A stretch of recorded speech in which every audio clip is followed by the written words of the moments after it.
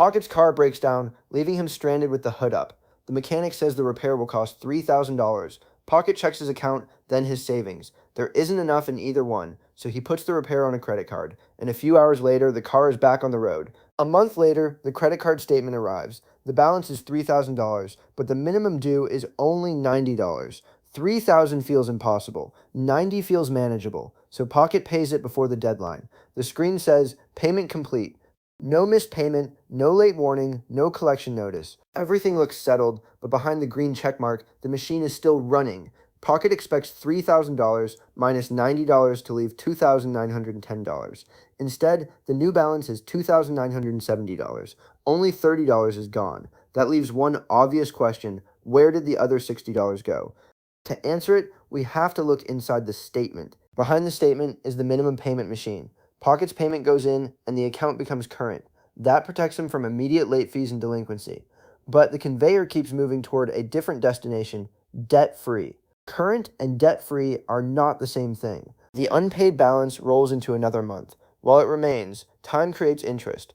Card issuers may calculate that interest in different ways, and card agreements use different formulas. The details vary, but the basic trade stays the same. More time means more cost. Now reset the machine with a $3,000 balance. For this example, assume a 24% APR, no new purchases, and no fees. The minimum payment is based on the month's interest plus 1% of the balance, subject to a fixed floor. That's an illustration, not a rule for every card. After about a month, the balance creates roughly $60 in interest. The formula adds about $30 toward the balance, producing a $90 minimum payment. The statement presents that as one simple number.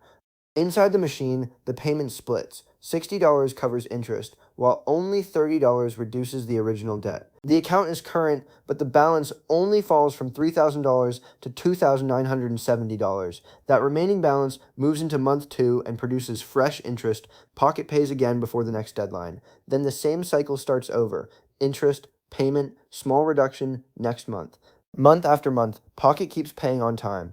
Every statement can show a green check mark while interest continues to build. Then the required payment begins to follow the falling balance.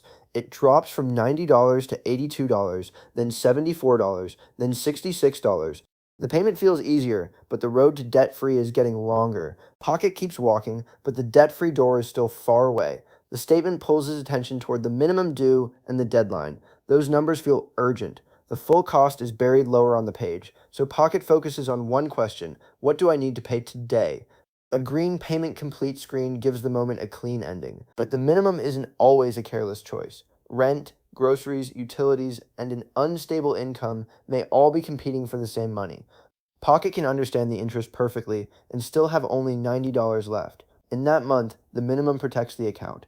It buys time, and that time carries a price. Credit gives Pocket something useful right now: time. The lender receives interest while the balance remains. That breathing room can protect him through a difficult month, especially when emergencies, repairs, or job loss make life unpredictable. There is no villain pulling a lever. Flexibility and interest are two parts of the same machine. The long-term cost isn't hidden, but it is easy to overlook. Credit card statements generally show how long minimum-only repayment could take. They also show a payment that could clear the balance in 3 years. Those estimates assume no new activity, and they compete with the balance, due date, rewards, and every other number on the page. So run this simplified example to the end. $3,000 at 24% APR, with no new charges and a shrinking minimum payment. The machine keeps going for roughly 11 years. Pocket pays about $7,175 in total. Around $4,175 of that is interest. The repair costs $3,000. Time costs more. By then, the car is 11 years older.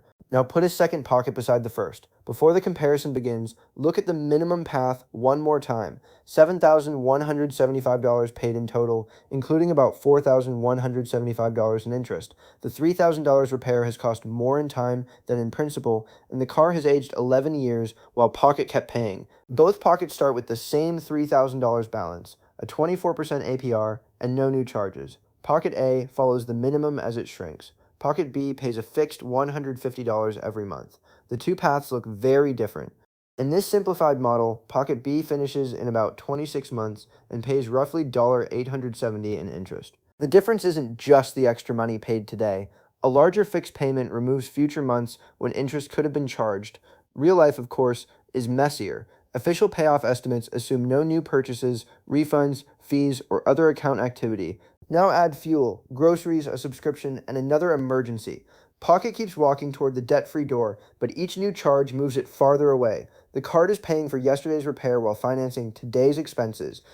That's how a temporary emergency can turn into a permanent monthly bill. Pocket isn't alone. The CFPB reported that about 15% of general purpose card accounts made only the minimum payment in 2024, the highest share since at least 2015. For private label cards, including many store cards, the share was about 20%. Among subprime and near prime cardholders in the report, roughly 1 in 3 made only minimum payments. These people are also balancing rent, groceries, utilities, medicine, and transportation. This isn't one careless person making one bad choice. It's a repayment pattern built into a product used at enormous scale. The minimum payment does have a purpose. It can keep the account current, help avoid immediate delinquency, and buy Pocket some time.